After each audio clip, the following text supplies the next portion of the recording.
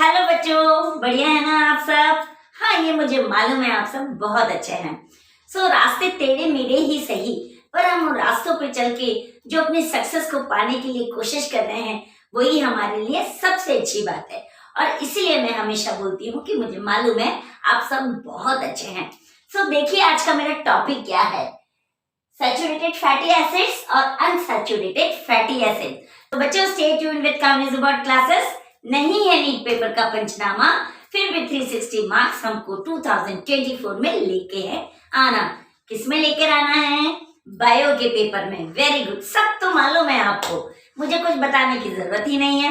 आज जो मैं आपको पढ़ा रही हूँ वो है सैचुरेटेड फैटी एसिड और अनसैचुरेटेड फैटी एसिड। यानी आज हम घी खाने वाले हैं, ऑयल खाने वाले हैं, हम वनस्पति खाने वाले हैं, हम पिज्जा खाने वाले हैं, हम बर्गर खाने वाले हैं, हम बटर खाने वाले हैं। यानी आज हम होटलों पे विजिट करने वाले हैं और इस विजिट के थ्रू हम ये जानेंगे कि हम डेली कितनी सैचुरेटेड और अनसैचुरेटेड फैटी एसिड्स खाते हैं। ठीक है, तो चलिए देखते हैं। मैंने इसका डिफरेंस यहाँ पे लिखा हुआ है, इसलिए डिफरेंस लिखा है बच्चों क्योंकि ये बहुत इंपॉर्टेंट है आपके नीट के लिए भी, आपके CUET के पेपर के लिए भी, CBSE के लिए भी, और जो बच्चे 11th और 9th की तैयारी कर रहे हैं उनके लिए भी, और तो और उन छोटे नन्हे मुन्नों के लिए भी बहुत इंपॉर्टेंट है, और तो और दादी नानी काकी मामा सबके लिए बहुत इंपॉर्टेंट है क्योंकि डेली मम्मी रोटी पे घी चुपड़ के हमको देती है और हम अगर पसंद नहीं आता तो हम कॉल करके पिज्जा मंगवा लेते हैं। तो हमको पता होना चाहिए कि बेसिकली हम खाते क्या है। ठीक है, तो चलिए चलते हैं। देखिए यहाँ पे है सैचुरेटेड फैटी एसिड्स और यहाँ पे है अनसैचुरेटेड फैटी एसिड।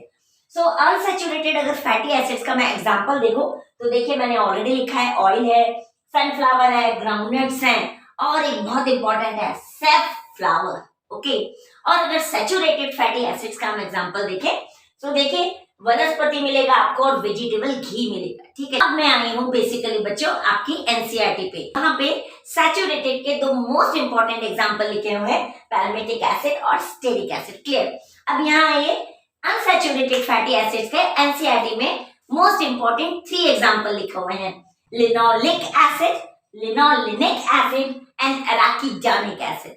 फिर से रिपीट कर रही हूँ, linoleic acid, linolenic acid and arachidonic acid. Okay, साथ में मैंने इसका फॉर्मूला भी लिखा है, यहाँ भी देखिए इनका भी मैंने फॉर्मूला लिखा हुआ है। ओके, तो चलिए देखते हैं कि आखिर में ये है क्या, हमको देता क्या है, एट लास्ट डेली हम कितना फैटी एसिड्स खा रहे हैं। क्लियर? सबसे पहला point, do not possess any double bond in their carbon chains.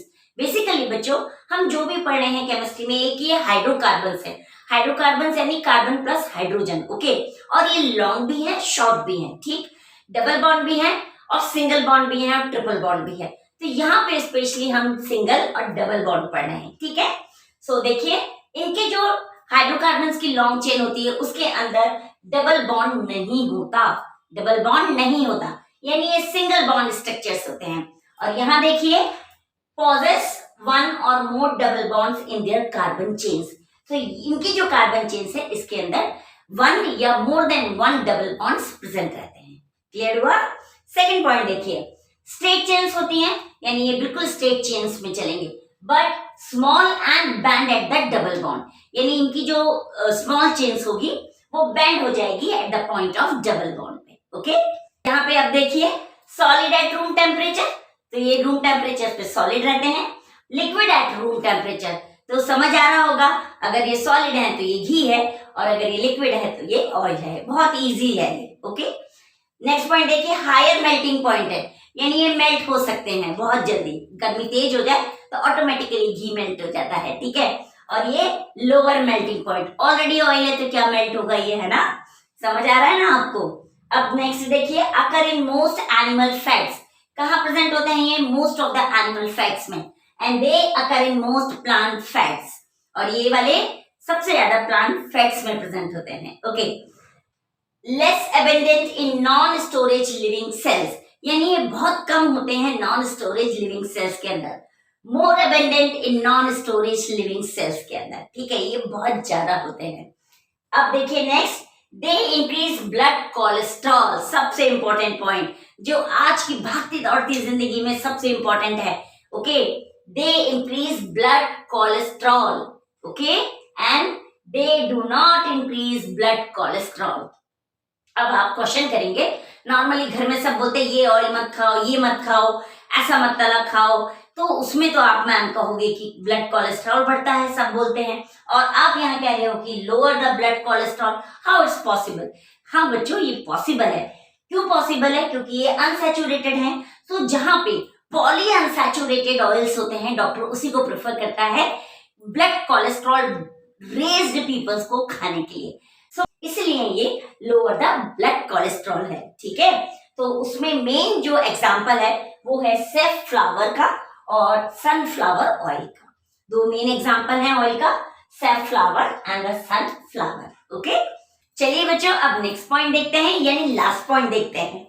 Hydrogenation has no effect, यानी बच्चों जो ये हाइड्रोजिनेशन प्रोसेस है उसका सैचुरेटेड फैटी एसिड्स पे कोई भी इफेक्ट नहीं होता, बट यहाँ ये hydrogenation converts unsaturated fatty acids into saturated fatty acids, यानी इस केस में, किस केस में? अनसैचुरेटेड फैटी एसिड्स में जो हाइड्रोजिनेशन प्रोसेस है वो अनसैचुरेटेड प्रोसेस के साथ मिलकर, यानी अनसैचुरेटेड फैटी एसिड्स के साथ मिलकर सैचुरेटेड फैटी एसिड्स बनाती है, ठीक है। अब यह हाइड्रोजिनेशन क्या होता है? हाइड्रोजिनेशन वो होता है यानी addition of hydrogen into the unsaturated fatty acids and oils, ठीक है। अब इधर आ जाइए, ये जो हाइड्रोजिनेशन प्रोसेस है इसका मैंने आपको बोला कोई भी इफेक्ट किस पे नहीं होता? सैचुरेटेड फैटी एसिड्स पे नहीं होता। एग्जांपल देखिए, वनस्पति एंड वेजिटेबल घी। अब यहाँ पे क्या एग्जांपल है? वनस्पति एंड वेजिटेबल घी। सो बच्चों, घी आप वो वाला मत समझना जिसको मम्मी आपको रोटी पे चुपड़ के रोज खाने के लिए देती है ताकि मेरे बच्चे का माइंड बहुत शार्प हो, और जो दादी दादाजी हैं उनको हेल्थ मिले और वो लॉन्ग लाइफ तक जिए, ठीक है ना। यानी मम्मी पापा भी खाएंगे ही खाएंगे। सो वो घी और ये घी, इसमें जमीन आसमान का अंतर है। कैसे? हम जो बटर घी खाते हैं, यानी जो घी खाते हैं उसको बटर घी कहते हैं, और उसके अंदर विटामिन और एंटीऑक्सीडेंट्स बहुत सारे मिलते हैं, उसकी न्यूट्रिशनल वैल्यू भी बहुत होती है बच्चों, ठीक है। और वो सबसे इंपॉर्टेंट वो डेयरी प्रोडक्ट है, यानी मिल्क प्रोडक्ट है। बट अगर मैं इस वनस्पति और वेजिटेबल घी की बात करूं बच्चों, तो ये सबसे पहले तो डेयरी प्रोडक्ट नहीं है, यानी मिल्क प्रोडक्ट बिल्कुल भी नहीं है। दूसरा, इसमें ना विटामिन है ना एंटीऑक्सीडेंट्स है, सो नो डाउट ये हमारे लिए वैसे भी हेल्पफुल नहीं है। ओके, क्लियर हुआ डिफरेंस आपको? ये मोस्ट इंपॉर्टेंट है, इसको भी क्लियर कर लीजिए आप। बाकी सारे एग्जांपल्स आपको पता है, मैंने स्टार्टिंग में भी आपको बताए हैं। ओके, चलिए अब हम अनसैचुरेटेड फैटी एसिड्स के भी एग्जांपल देख लेते हैं। ऑयल, सनफ्लावर एंड ग्राउंडनट्स, ये इसके कॉमन एग्जांपल हैं जो हमको ऑयल देने वाले हैं। क्लियर? सो कॉमन एग्जांपल मैंने स्टार्टिंग में भी बोला था, अब फिर बता रही हूँ। पैल्मेटिक एसिड और स्टेरिक एसिड, फॉर्मूला देखिए, CH3 CH2 whole cube 14 and COOH। यहाँ पे एक चीज याद रखिएगा, जो फैटी एसिड्स होते हैं बच्चों, उसके पास कार्बोक्सिलिक ग्रुप वेरिएबल ग्रुप से अटैच्ड मिलेगा आपको, ओके, हमेशा, इसलिए ये फैटी एसिड्स हैं। मेरे लास्ट क्लास में भी मैंने आपको बताया था, यानी सेल मेम्ब्रेन वाले जो वीडियो मैंने डाला है उसमें भी आप देख सकते हैं। फैटी एसिड्स यानी combination of esters of alcohol, okay. So ये बेसिकली कॉम्बिनेशन होते हैं ईस्टर्स ऑफ अल्कोहल का। और ईस्टर्स क्या हुआ बच्चों? ईस्टर्स बेसिकली बॉन्ड बनाते हैं between phosphate and the hydroxyl group of sugar, okay. So ये चीज याद रखेंगे तो आपको फैटी एसिड्स हमेशा याद रहेगी। इसीलिए ये जो फैटी एसिड्स होता है इनको एम्फिटेरिक भी बोलते हैं, यानी इसके पास टू एंड है, हाइड्रोफिलिक एंड हाइड्रोफोबिक। जो हाइड्रोफिलिक एंड है उस पर कार्बोक्सिलिक एसिड लगा रहेगा, इसलिए ये वाटर के साथ अटैच्ड हो जाएगा, और जो बाकी साइड चेन होगी वो वाटर के साथ अटैच बिल्कुल नहीं होगा। ओके, सो कैसा लगा आपको ये difference between saturated fatty acids and unsaturated fatty acids? इसलिए मैंने स्टार्टिंग में बोला ये छोटे धमाकों से लेके बड़े धमाकों तक के लोगों के लिए बहुत इंपॉर्टेंट है, तो याद रहेगा ना आपको। सो प्लीज मेरे चैनल को लाइक करें, शेयर करें, सब्सक्राइब करें, और कमेंट्स लिख के मुझे मोटिवेशन देना ना भूलें। Thank you and have a nice day.